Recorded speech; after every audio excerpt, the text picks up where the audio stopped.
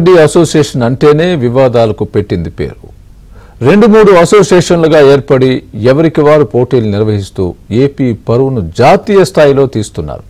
దశాబ్ద కాలంగా సాగుతున్న కబడ్డీ వివాదానికి ఏపీ సర్కార్ చెక్ పెట్టింది. అసోసియేషన్ నుండి మాజీ అధ్యక్షుడు కేఈ ప్రభాకర్, మాజీ సెక్రటరీ వీర్లంకయ్యను తక్షణమే తొలగించాలని ప్రభుత్వం ఆదేశాలు ఇవ్వడం ఇప్పుడు క్రీడా వర్గాల్లో చర్చనీయాంశంగా మారింది.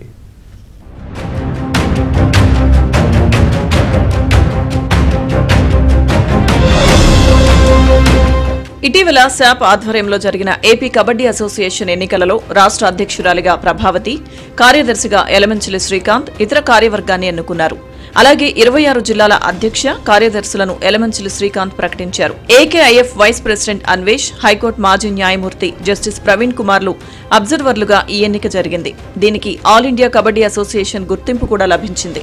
అయితే దీనిపై వివాదం చేసేందుకు అవతలి వర్గం ప్రయత్నించడంతో రాష్ట్ర ప్రభుత్వం ఇప్పుడు సరికొత్త ఆదేశాలు ఇవ్వడం చర్చనీయాంశంగా మారింది.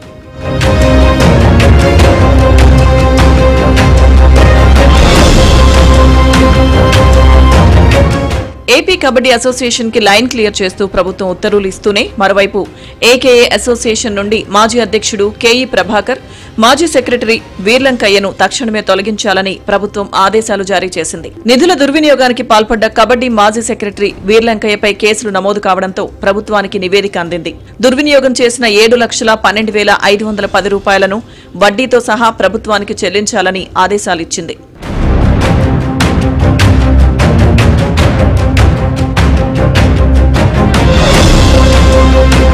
తప్పుడు జనన ధృవీకరణ పత్రం, తప్పుడు కబడ్డీ క్రీడా ప్రతిభా పత్రాలతో పోస్టల్లో ఉద్యోగం పొందిన విశాఖకు చెందిన సత్యనారాయణను తొలగించాలని స్పష్టం చేసింది. ఇక నుంచి రాజకీయాలకు తావు లేకుండా క్రీడలు నిర్వహించాలని, క్రీడాకారుల ఎంపిక పారదర్శకంగా జరపాలని కబడ్డీ అసోసియేషన్ సెక్రటరీ శ్రీకాంత్, అలాగే శాప్కు ప్రభుత్వం ఆదేశాలిచ్చింది.